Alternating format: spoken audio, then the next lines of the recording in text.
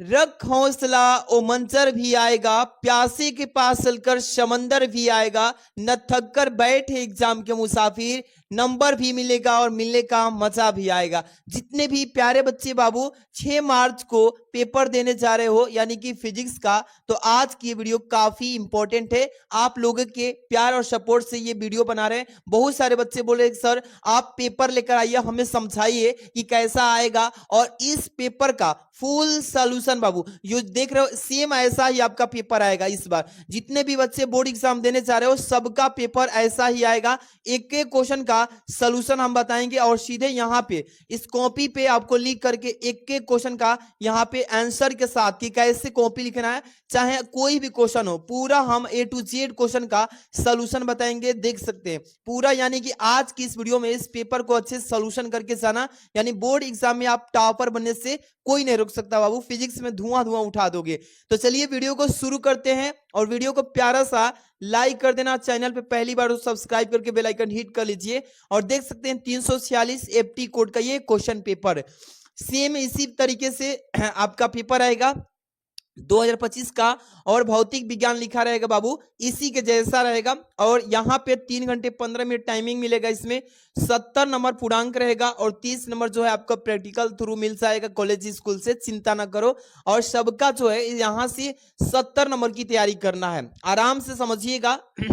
इसमें सारा नोट जो है आपको समझा देता हूँ। 15 मिनट तो पेपर पढ़ने के लिए दिया जाता है बिल्कुल। अब यहाँ से निर्देश पढ़ लीजिए कि सभी प्रश्न अनिवार्य है, यानी कोई भी क्वेश्चन इसमें भी नहीं छोड़ना है। पहला इसमें कि सभी प्रश्न अनिवार्य है तो बोल ही दिया है। अब यहां से पहला नंबर के बाद से निर्देश दूसरा यहां से स्टार्ट होता है। क्या बोला है कि इस प्रश्न पत्र में 5 खंड आएंगे, खंड अ, ब, स और द, और लास्ट में यह रहेगा इस तरीके से। दूसरा यहां तीसरा है खंड जो अ एक बहुविकल्पी आएगा 1-1 नंबर का, और जो यहां से अगला है 4th नंबर बाबू ये ब जो आएगा आपका अति लघु उत्तरीय प्रश्न 1-1 नंबर का। इसके बाद खंड जो स आएगा यहाँ पे ये मतलब 2-2 नंबर के आएंगे। इसमें आगे चलेंगे खंड जब द में, तो ये दूसरा टाइप के, ये प्रत्येक प्रश्न 3-3 नंबर के रहेंगे। और इसी तरीके से जब 5 नंबर वाला में आ जाएंगे, यानी कि लास्ट वाला यहां से देखिए खंड य जो होगा विस्तृत उत्तरीय प्रश्न, ये 5 नंबर के होंगे। और उसके अंदर जो विकल्प दिया रहेगा उसमें से किसी एक को करना होगा 5 नंबर वाला में से, ठीक है। अब यहां से आप कह रहे हैं कि प्रश्न पत्र में प्रयुक्त जो प्रतीकों के सामान्य अर्थ हैं उसको आप लगा के अच्छे से तब कॉपी लिखिएगा। यहां से आपका क्वेश्चन स्टार्ट होगा प्यारे बच्चों। पहला का इसमें क नंबर लिखा है कि विद्युत चुंबकीय तरंगे उत्पन्न होती है। यहाँ पे 4 विकल्प दिया है, आराम से समझिएगा कि विद्युत चुंबकीय जो तरंगे होती है ये उत्पन्न करती है क्या चीज बाबू, एक स्थिर आवेश, एक नियत वेग से गतिमान गतिशील आवेश द्वारा, एक त्वरित आवेश द्वारा, अनावेशित कण द्वारा। तो इसमें से क्या हो जाएगा कि विद्युत चुंबकीय जो तरंगे उत्पन्न करती है यानी होती है वो किसके द्वारा, तो एक त्वरित आवेश के द्वारा उत्पन्न होती है। किसके द्वारा, त्वरित आवेश के द्वारा उत्पन्न होती है। इसी तरीके से एक अगला हम क्वेश्चन चलेंगे, ध्यान समझिएगा। क्या लिखा है इसमें, ख नंबर लिखा है इसमें कि प्लांक नियतांक की बीमा। यहाँ पे प्लांक नियतांक की बीमा क्या होती है प्यारे बच्चों, सभी को पता है कि बल गुणे क्या होता है, समय, बल गुणे समय, यानी कि पहला ही सही है इसमें, ठीक है। अगला देखिए ग में, यानी कि अगला है इसमें विद्युत फ्लक्स का मात्रक क्या होता है। विद्युत फ्लक्स का मात्रक क्या होता है प्यारे बाबू, आप सबको पता है कि वोल्ट इंटू मीटर होता है, यानी कि यहाँ पे जो बी नंबर ऑप्शन है सही है। ऐसे ही घ नंबर पे एन टाइप अर्धचालक होता है। एन टाइप जो अर्धचालक होता है किस तरीके का होता है, तो वो होता है बाबू विद्युतीय उदासीन होता है। कैसा होता है, उदासीन भी रहेगा ऑप्शन में तो मार देना, ठीक है। इसी तरीके से पेपर आएगा। अगला है किसी चालक की प्रतिरोधकता निर्भर करती है चालक के की किस चीज पे, तो चालक के यानी कि पदार्थ पे। किस पे बाबू, पदार्थ पे निर्भर करती है। इस तरीके से याद रखिएगा। यहां से च नंबर एकांक धनावेश विद्युत क्षेत्र के प्रत्येक बिंदु पर समान बल को यानी अनुभव कराता है। विद्युत क्षेत्र कैसा हो सकता है, यानी कि यहाँ पे जो बच्चे जान रहे हैं कि वो विद्युत क्षेत्र होगा एक समान होगा। कैसा होगा, एक समान। इसी तरीके से 6 वह विकल्पी आएगा। आराम से कैसे पहले लिखोगे ये चीजें देखो। ये कॉपी में सब लोग भर लोगे आराम से, फिजिक्स का दिन डेट सारा चीज भर लोगे ना बाबू। आराम से ये चीजें करने के बाद यहाँ से आप लोग को मैं यहाँ पे डायरेक्ट लिख के बताया हूँ ताकि आपका समय इन्वेस्ट ना हो। आराम से अब यहाँ से इसमें पहला प्रश्न उत्तर संख्या में जो बहुविकल्पी आएगा खंड अ में, यहाँ से क ख ग घ अंग इस तरीके से छ लिख के जो सही है, मतलब कि इसमें क नंबर का कौन सा सही था, तीसरा था।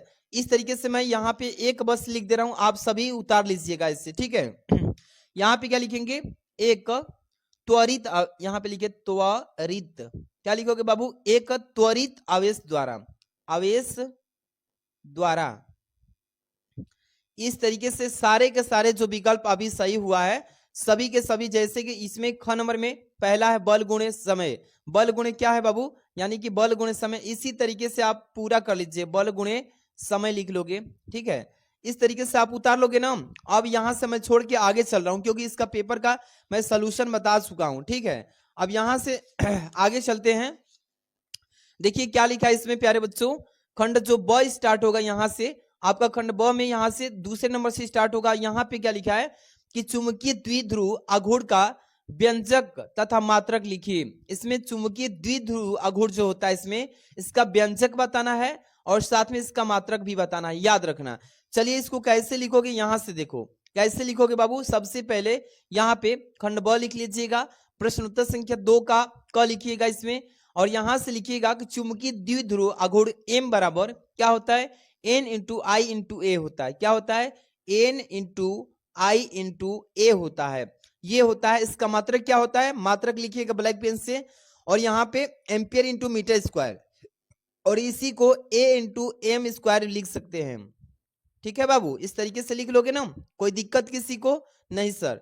अब आगे हम चलेंगे, यहां से लिखा है ना, यहां से ख नंबर क्या लिखा है कि सूक्ष्म तरंगे क्या है, इसका एक उपयोग बताइए।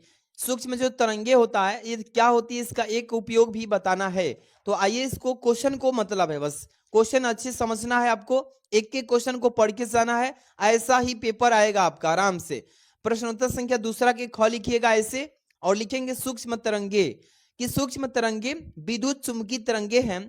इसकी तरंग दैर्घ्य जो होती है 1 इंटू 10⁻³ मीटर से लेकर 3 इंटू 10⁻⁻1 मीटर तक होती है, यही कहलाती है सूक्ष्म तरंगे। जो छोटी सी यानी सूक्ष्म तरंगे होती है बाबू विद्युत चुंबकीय तरंगे, वो 1 × 10⁻³ से लेके 3 × 10⁻³ मीटर तक होती है।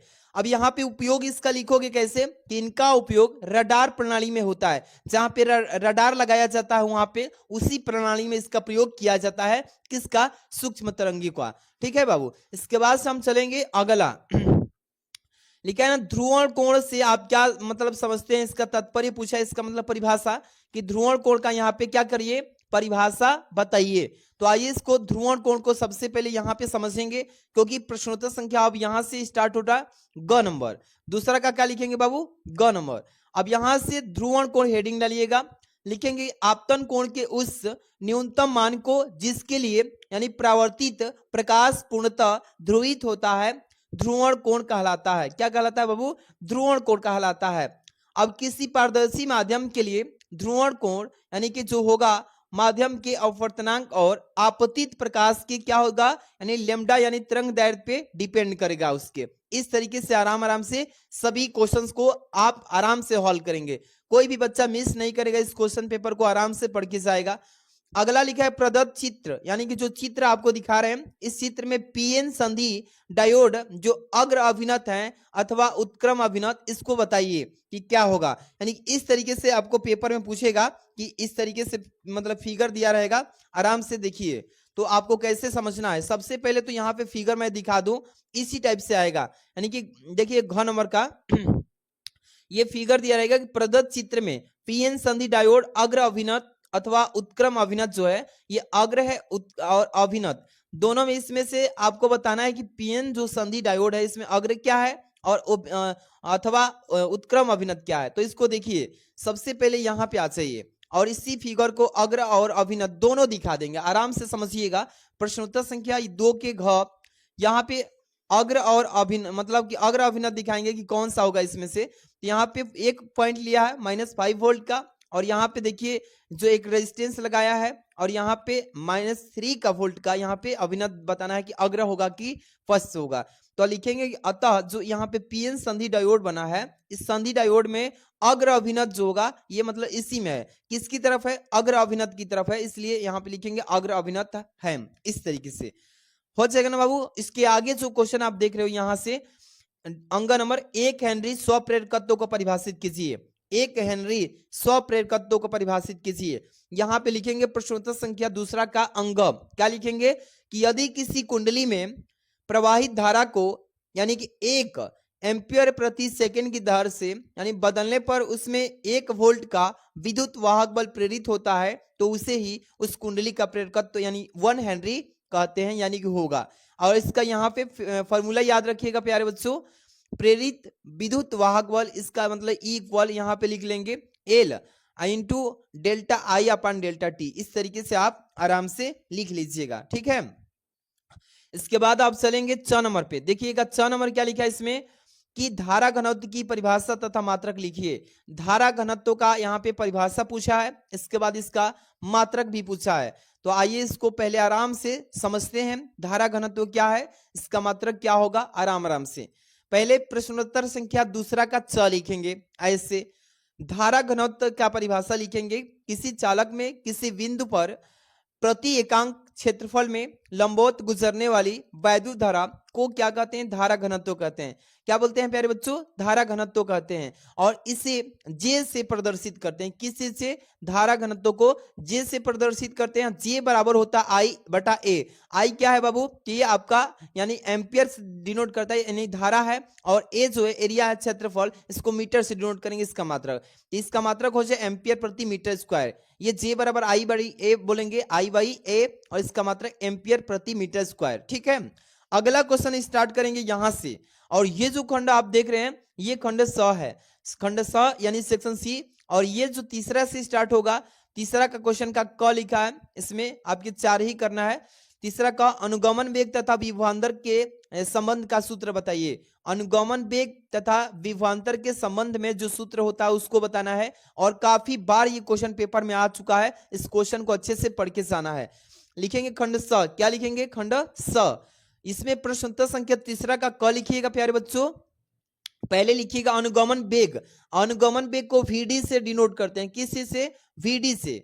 और वीडी इक्वल होता है ई वी और इंटू टॉ अपन एम एल। अब यहाँ पे यही चीज बता देना है, इस सूत्र को तो लिख लेंगे, संबंध बता दिए हम लोग संबंध के रूप में। अब जहां पे लिखेंगे ई व एम जो है क्रमशः, ई जो है इलेक्ट्रॉन का आवेश बोलेंगे, ई क्या है प्यारे बच्चों, इलेक्ट्रॉन का आवेश बोलेंगे। एम जो है ये द्रव्यमान बोला जाता है। टॉ जो है ये क्रांति काल है। और यहाँ पे जो है, यहाँ पे वी जो विभवांतर के रूप में कार्य करता है। कोई दिक्कत है किसी बच्चे को, बस इतना ही दिखाना है 2-2 नंबर वाले क्वेश्चंस में। अगला क्वेश्चन देखिएगा ख नंबर कि समान गतिज ऊर्जा के प्रोटॉन तथा अल्फा कण से संबद्ध डी ब्रोगली तरंगदैर्ध्य का अनुपात ज्ञात कीजिए कि क्या अनुपात होता है। आइए आराम से एक एक प्रश्न का आंसर करेंगे और पेपर में फोड़ के आएंगे प्यारे बच्चों। जो बच्चा वीडियो को लाइक नहीं, प्यारा सा लाइक कर दीजिएगा। चैनल पे नए हैं तो सब्सक्राइब करके बेल आइकन प्रेस करके रखो, ताकि पूरा पेपर का तैयारी जबरदस्त तरीके से कर सको। यानी कि समान गतिज ऊर्जा के प्रोटॉन तथा अल्फा कण से संबंध डी ब्रोगली की तरंगदैर्ध्य का अनुपात दिखाना है। सबसे पहले प्यारे बच्चों यहाँ पे प्रश्नोत्तर संख्या 3 का ख लिखिएगा। दिया इसमें कि केपी इक्वल के ए होता है। क्या होता है कि केपी इक्वल के। अब वी नो दैट कि एम ए इक्वल क्या होता है 4 एमपी। ये तो आपको पहले से पता होना चाहिए कि डी ब्रोगली तरंगदैर्ध्य का जब अनुपात होता है तो इसी रूप में पहले लिखना होगा, ठीक है, कि डी ब्रोगली तरंगदैर्ध्य के अनुपात में केपी इक्वल के होता है और एम ए इक्वल 4 एमपी होता है, ठीक है। अब यहां से फॉर्मूला यूज करेंगे कि डी ब्रोगली जो तरंगदैर्ध्य है यानी लेमडा फी इक्वल एच अपान में अंडर रूट में क्या होता है बाबू 2 एम पी इंटू के पी अब इसी को हम लोग यहां से क्या करेंगे बाबू, लेमडा पी का तो ये हो गया ना। अब लेमडा ए का मान निकालेंगे, ये होता है यहाँ पे एच अपान अंडर रूट में 2ma इंटू के, ठीक है। अब इसकी तुलना करके यहां से अनुपात दिखाएंगे, अनुपात के रूप में तो अनुपात लिखेंगे लेमडा पी, पहले क्या लिखेंगे लेमडा पी अब बटा में ये वाला लेमडा ए, इसको दोनों को अनुपात में दिखा के अब इसके मान को अनुपात दिखाएंगे। पहला लिखेंगे एच अपान में 2mp डॉट kp, ठीक है। अब इसको बाटा में लाएंगे, बड़ा वाला में इसको, तो ये बाटा में जाएगा तो पलट जाएगा मान ना, तो ये मान पलटेगा तो ऊपर आ जाएगा, फिर तो ये नीचे वाला ऊपर आ गया, गुणा के रूप में हुआ तो अंडर रूट में 2ma डॉट ka अब बटा में h, h से h कैंसिल कर लीजिए और जो जो कैंसिल हो रहा है उसको आप कैंसिल कर लीजिए। 2 से 2 कैंसिल हो जाएगा, kp से kp हो जाएगा। अब इस तरीके से इसका मतलब ये बचेगा, तो लेमडा पी और बटा में lambda A upon under root में केवल क्या बच जाएगा बाबू, तो M A upon M P, M A बच जाएगा, आई एम पी बच जाएगा, यहाँ पे केपी है केपी, ठीक है। इस तरीके से अब यहां से हम लोग ये तो काम कर लिए। अब यहां से एम ए के जगह पे हम लोग क्या लिख सकते हैं, वी नो दैट कि एम ए बराबर 4mp लिख सकते हैं, पहले स्टेप में बताया गया है।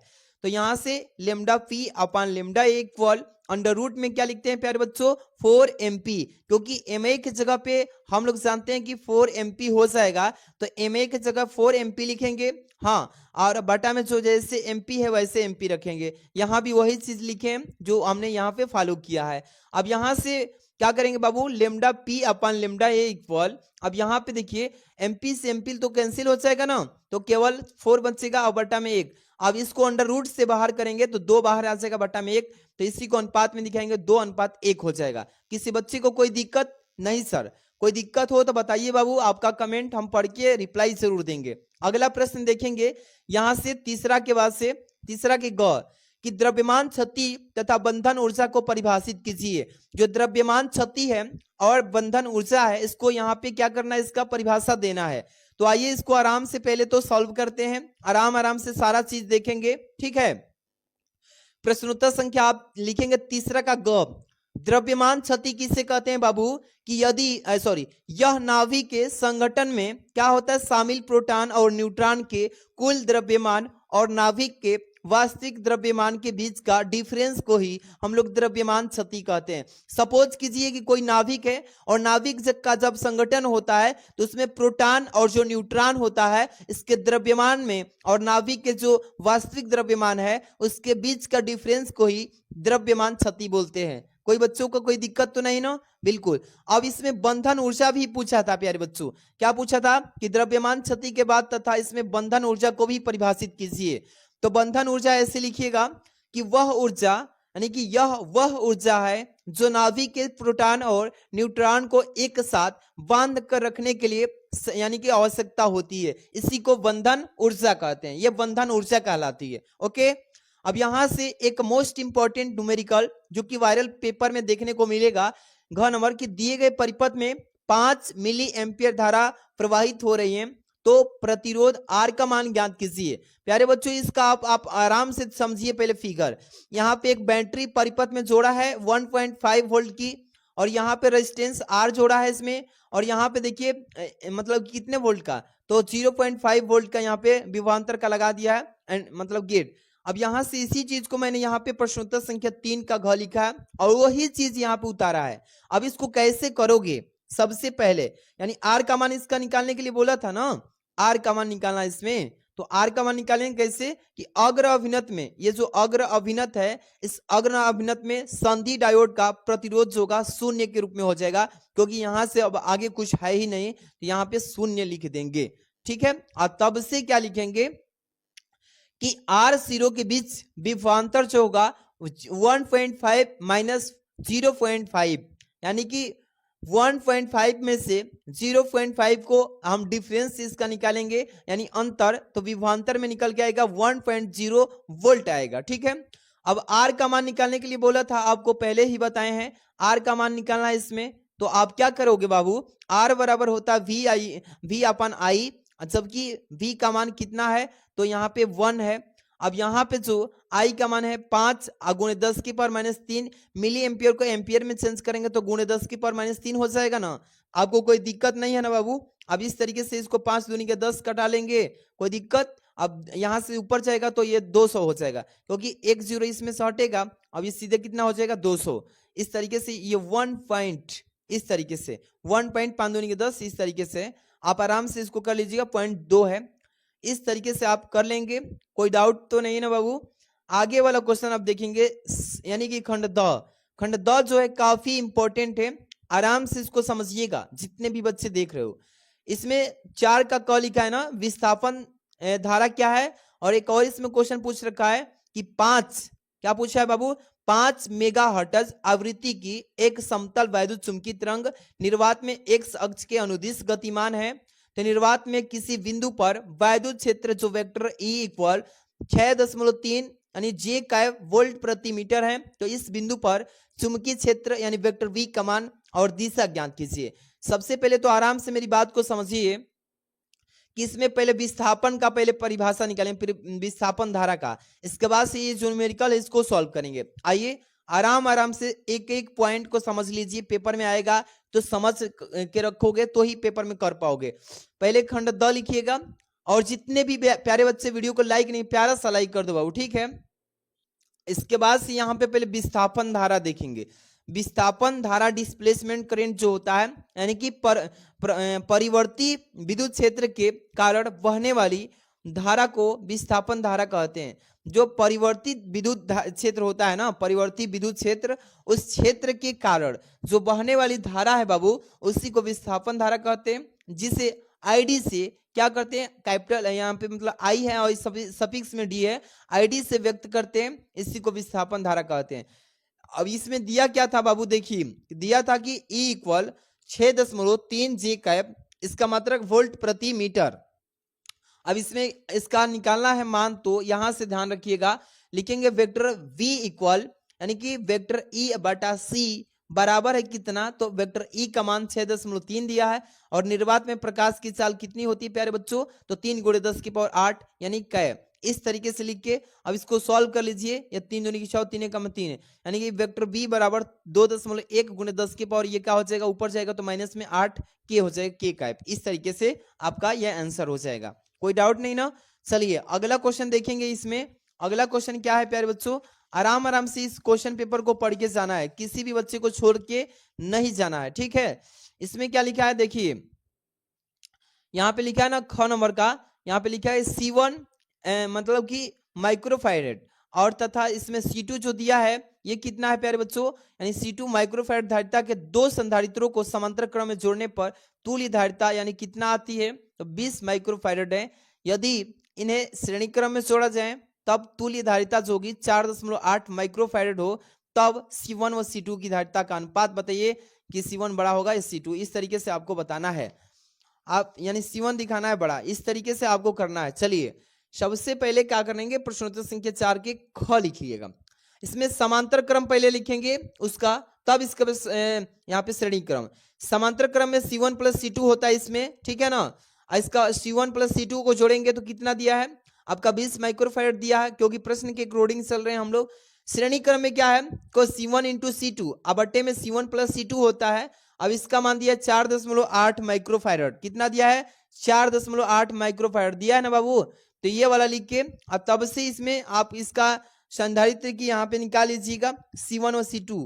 तो यहाँ पे लिखेंगे C1 माइनस C2 बराबर अंडर रूट में ये सूत्र होता है C1 प्लस C2 का whole square minus 4 into C1 into C2। ये फॉर्मूला आप याद रखिएगा, इसी के आधार पे ये क्वेश्चन लगा पाएंगे, ठीक है। चलिए यहाँ पे देखिए प्यारे बच्चों कि C1 माइनस C2 बराबर अंडर रूट में मान रखिए बस। यहाँ पे C1 का मान 20 का स्क्वायर माइनस 4, यहाँ पे क्या दिया था, यहाँ पे प्यारे बच्चों 4 गुणे यहाँ पे 96, किसका मान है बाबू, तो यहाँ पे देख लीजिए, यानी कि C1 इंटू C2 का मान 96 आएगा, ठीक है। यहाँ से जब हम लोग ये निकालेंगे तो 96 आ जाएगा। यही मतलब C1 इंटू C2 किए हैं, इसमें से मल्टीप्लाई करके इतना मान निकाले हैं, ये आपका हो जाएगा, ठीक है। अब यहाँ से आगे चलेंगे तो C1 माइनस C2 बराबर, इसमें तो मान रख लिए तो इसका यहाँ पे आ जाएगा मान ना 20 का वर्ग 400 माइनस इतना में गुणा कीजिए 4 से 96 में, तो इतना आएगा 384। इसका आप हल करेंगे C1 माइनस C2 बराबर ये कितना आ जाएगा, ये बस अंडर रूट में 16 आ जाएगा माइक्रोफैरड। अब यहां से क्या करोगे कि C1 माइनस C2 बराबर 4 माइक्रोफैरड, इसको समीकरण नंबर 3 लिखिएगा। अब इसमें समीकरण 1 एंड समीकरण 2, जो पहला है और समीकरण दूसरा है, देख लीजिए समीकरण पहला ये है और समीकरण दूसरा जो ये है 96 माइक्रोफैरड आया है, इसी को तुलना कर देंगे। क्या करेंगे इस समीकरण से, तो यहाँ पे 2C1 क्या हो जाएगा, 2C1 C1 प्लस C2 है, तो यहाँ पे C1 प्लस C2, यहाँ पे कितना आया है C1 प्लस C2 है ना, यानी कि कितना है 20 माइक्रोफैरड। यहाँ पे 2C1 लिख लीजिएगा 20 माइक्रोफैरड, सॉरी 24 माइक्रोफैरड। C1 कितना हो जाएगा, सीधे सीधे 2 से जब भाग देंगे तो ये 12 बार में हो जाएगा ना, तो माइक्रोफैरड 12 आ जाएगा। तथा C2 का मान निकालिए वैसे, तो यहाँ पे 8 माइक्रोफैरड दिया था, ठीक है। अतः आप लिखेंगे C1 बाई C2, यानी कि C1 का मान जो ये 12 है, C2 का मान जो 8 है, इसको 12/8 लिख के कटा दीजिए, 3/2 आएगा। अब यहाँ पे अनुपात दिखा दीजिए, C1 अनुपात C2 इक्वल टू 3/2 या 3/2 भी कह सकते हो। इसी तरीके से पेपर में आपको फोड़ के आना है।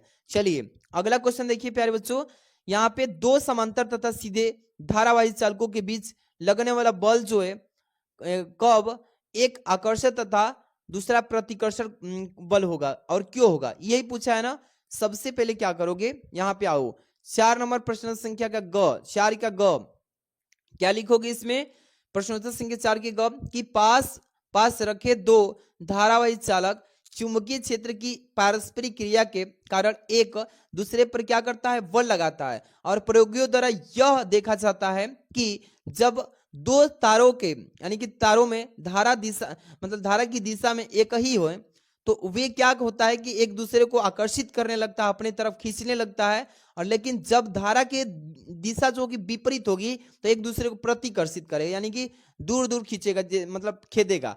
चुंबक को आप देखिए ना, वैसे ही क्रिया होती है इसमें। तो यही चीज है यहाँ पे भी, इसका यहाँ पे आरेख बना देना है। यहाँ पे P, यहाँ पे QRS, इस तरीके से PQRS, इसमें बल जो है एक समान लगेगा तो एक तरफ खींचेगा, ठीक है। यहाँ पे धारा I1 है, इसमें I2 है, यहाँ पे दूरी दिया है, बीच की दूरी R है, जो बल लग रहा है इधर भी, तो ये क्या करेगा, एक दूसरे को क्या करेगा बाबू, पहले तो ये विपरीत में रहेगा तो ये खींचेगा। यहाँ पे क्या होता है कि जब एक दूसरे के यहाँ पे दिशा के विपरीत होगा, मतलब एक दिशा में होगा तो खींचेगा, विपरीत जब होगा तो यहाँ एक दूसरे को प्रतिकर्षित करेगा। जैसे इस फिगर में देखिए, एक दूसरे को बल इधर लगा के इधर खींच रहा है, इसको इधर भी इसको खींच रहा है, इसमें दिशा धारा इधर जा रही है, एक धारा नीचे आ रही है, इस तरीके से। अब इस तरीके से बनाने के बाद जहां PQ तथा RS दो लंबे क्या है बाबू, सीधे समांतर तार हैं, ये तार है, इसमें धारा भी चल रही है I1 I2, जिनके बीच की दूरी जो है कितना है, स्मॉल r है। यहां से यहाँ की दूरी स्मॉल r है तथा धाराएं क्रमशः I1 I2 है। बस इसके बारे में लिख लेंगे। अब यहाँ से थोड़ा सा आप इसके भी बारे में आप चाहें तो लिख सकते हैं कि इसमें क्या होता है, सेम इसी में, लेकिन इसमें विपरीत होता है इसमें, तो आप चाहें तो इसको भी लिख सकते हैं, ठीक है, नहीं तो इतना पर भी आपका काम हो जाएगा। अगला क्वेश्चन देखिए प्यारे बच्चों, क्या लिखा है इसमें, घ नंबर कि अनुनादी परिपथ से क्या तात्पर्य, यानी कि परिभाषा पूछा है अनुनादी परिपथ और LCR श्रेणी अनुनादी परिपथ के लिए एक आवश्यक प्रतिबंध तथा अनुनाद की स्थिति में आवृत्ति का व्यंजक लिखिए। तो सबसे पहले अनुनादी परिपथ के बारे में जानेंगे, तब LCR श्रेणी के अनुनादी परिपथ के लिए आवश्यक बातें करेंगे। सबसे पहले यहाँ पे देखो 4 नंबर का ग देखिए प्यारे बच्चों, लिखेंगे प्रश्नोत्तर संख्या 4 का ग, अनुनादी परिपथ। इसमें अनुनादी परिपथ क्या होता है कि वह परिपथ जिसमें L, C तथा R श्रेणी क्रम में जुड़े होते हैं तथा इसमें आरोपित वोल्टेज की आवृत्ति जो होगी परिपथ की स्वाभाविक आवृत्ति के क्या होगी, बराबर होगी, इक्वल होगी, और श्रेणी अनुनादी परिपथ कहलाता है, इसी को कहते हैं। इसमें वोल्टेज व धारा जो होगी समान कला में होगा, वोल्टेज भी समान होगा, इसमें करंट भी समान होगा, ठीक है। जैसे यहाँ पे एक देखिए परिपथ के माध्यम से यहाँ पे जो होगा ये परिपथ बना लेंगे, ये L है, ये C है और ये R है, यहाँ पे जो है प्रत्यावर्ती धारा का स्रोत लगा दिए हैं। अब यहाँ पे अनुनादी दशा जो होगा Z का मान क्या होगा, 0 के बराबर होगा, इसलिए XL बराबर होता है XC। XL बराबर क्या होता है, XC के बराबर होता है ओमेगा L, यानी कि ओमेगा L इक्वल 1/ओमेगा C हो जाएगा। इस तरीके से ये अनुपातिक रूप हो जाएगा। अब यहाँ पे इसका क्रॉस मल्टीप्लाई देखिए, ओमेगा एल इक्वल टू 1/ओमेगा सी, इसमें क्रॉस मल्टीप्लाई करेंगे तो इसमें इससे गुणा हो जाएगा, तो ये ओमेगा मतलब कि स्क्वायर हो जाएगा, एल सी हो जाएगा, बराबर इसमें केवल एक होगा। अब इसी का मान हम लोग क्या करते हैं बाबू, ओमेगा स्क्वायर का मान क्या होता है कि 2 पाई एफ का होल स्क्वायर होता है, और एल सी जैसे वैसे रखिए, बराबर एक है वैसे रखिए। अब यहां से हम लोग जानते हैं कि 2 पाई एफ का स्क्वायर करेंगे तो ये क्या आएगा, 2 का वर्ग 4 होगा, पाई का स्क्वायर इंटू एफ का स्क्वायर इंटू एल सी बराबर एक। अब यहां से क्या करेंगे, यहां से प्यारा बच्चों, यहां से एक जो है इसको हमें एफ का निकालना है मान, एफ का मान निकालना है इसमें, तो एफ स्क्वायर बराबर, अब ये जो शेष बचा है 4 pi square into L C, इसको बाटा में भेज देंगे, इधर आएगा तो ये बाटा में 1/4 पाई स्क्वायर एल सी हो जाएगा। अब यहां से अब स्क्वायर हटाएंगे तो 1, और इसका स्क्वायर से बाहर आएगा तो 2 स्क्वायर है तो पाई, 2 पाई बस हो जाएगा इसका, और ये शेष बच रहा है इसको हम लोग अंडर रूट में ले लेते हैं, ठीक है। इसी का मात्रक पेपर में पूछता है कि क्या होता है, तो इसका मात्रक अंडर रूट में एलसी का सेकेंड होता है, याद रखिएगा। अगला क्वेश्चन देखिए, इसमें अंक नंबर कि आइंस्टीन का प्रकाश वैद्युत समीकरण लिखिए, और यहाँ पे 0.5 इलेक्ट्रॉन वोल्ट कार्यफलन वाली धातु प्लेट पर क्रमशः 1 इलेक्ट्रॉन वोल्ट तथा 2.5 इलेक्ट्रॉन वोल्ट ऊर्जा वाले फोटान आपतित होते हैं। यदि उत्सर्जित फोटान इलेक्ट्रॉनों की अधिकतम गतिज ऊर्जाएं क्रमशः k1 तथा k2 तथा उसके वेग क्रमशः v1 तथा v2 हो, तब यहाँ पे क्या स्थिति में निकालना है, k1/k2 तथा दूसरी स्थिति है v1/v2 के मान ज्ञात करना है। और ये पेपर में पक्का पूछे जाएगा, इसको समझना होगा। सबसे पहले इसमें आइंस्टीन का प्रकाश का वैद्युत समीकरण देखेंगे, ठीक है। चलिए आइंस्टीन का प्रकाश का वैद्युत समीकरण देख लीजिए कैसे होता है। यहाँ पे प्रश्न उत्तर संख्या 4 के अंग लिखेंगे। आइंस्टीन का प्रकाश वैद्युत समीकरण होता है E = 5 + k मैक्सिमम होता है ना। अब यहाँ पे एच न्यू बराबर हो जाएगा एच न्यू नॉट प्लस के मैक्सिमम। अब यहाँ से प्रकाश वैद्युत यहाँ पे समीकरण दिखा देना है, क्या क्या दिया था इसमें ये ध्यान से देख लो। लिखेंगे दिया है कि फाई इक्वल 0.5 इलेक्ट्रॉन वोल्ट है ना। जब E बराबर क्या दिया है 1.0 इलेक्ट्रॉन वोल्ट, तो के मैक्सिमम जो होगा ये क्या होगा, कितने के बराबर, k1 के बराबर। अब जब E बराबर लिखेंगे, कितना दिया था इसमें आपको दिखा देते हैं 2.5 इलेक्ट्रॉन वोल्ट। कितना है प्यारे बच्चों, 2.5 इलेक्ट्रॉन वोल्ट। इसी में से तो आपको लिखना है, यहाँ पे लिखेंगे तो के मैक्सिमम कितना हो जाएगा, k2 हो जाएगा। आइंस्टीन ने क्या इसमें समीकरण दिया था, लिखेंगे इसके आगे से कि आइंस्टीन के समीकरण से यानी पता चलता है कि 1 पॉइंट जो यहाँ पे दिया है 1.0 इलेक्ट्रॉन वोल्ट बराबर कर लेंगे यहाँ पे क्या बाबू, यहाँ पे 0.5 इलेक्ट्रॉन वोल्ट प्लस k1 है ना। ये जो दिया है फाई का मनवा इसको रख के और k1 का जोड़ लेंगे, k1 बराबर कर लेंगे 0.5 इलेक्ट्रॉन वोल्ट हो जाएगा केवल। अब यहाँ से इसको समीकरण 1 बना लीजिए। इसी तरीके से अब यहाँ पे 2.5 इलेक्ट्रॉन वोल्ट जो दिया है इसमें ये वाला, इसको रखेंगे अब बराबर, यहाँ से फाई का मान रखेंगे 0.5 इलेक्ट्रॉन वोल्ट आराम से प्लस k2, क्या रखेंगे k2 रख लेंगे, ठीक है। ठीक है बाबू, इतना तो कर लेंगे। यहाँ फाई का मान प्लस k2 अब रखेंगे, इसमें समीकरण 2 में k2 को ला देंगे। अब यहां से k2 बराबर क्या करेंगे, इसमें अब डिफरेंस निकालेंगे। 2.5 इलेक्ट्रॉन वोल्ट में से घटा देंगे 0.5 इलेक्ट्रॉन वोल्ट, तो केवल बचेगा 2 इलेक्ट्रॉन वोल्ट। ये इक्वेशन नंबर 2 हो जाएगा। अब यहां से k1/k2, यहां से जो k1 का मान निकाले हैं 0.5 इलेक्ट्रॉन वोल्ट और k2 का मान जो है 2 यानी कि 0 इलेक्ट्रॉन वोल्ट, इसको अनुपात के रूप में दिखा देना इसमें, ठीक है।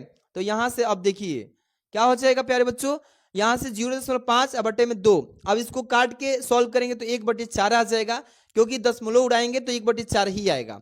अब इसी को k1/k2 यानी 1/4 लिखेंगे और थोड़ा सा आगे और भी लिख के समझ लेते हैं। देखिए इसमें सेकेंड स्टेप करेंगे कि यहाँ पे क्या पूछा था इसमें सेकेंड नंबर पे, कि यहाँ पे देखिए बाबू क्या पूछा है कि v1/v2 का यहाँ पे मान ज्ञात कीजिए।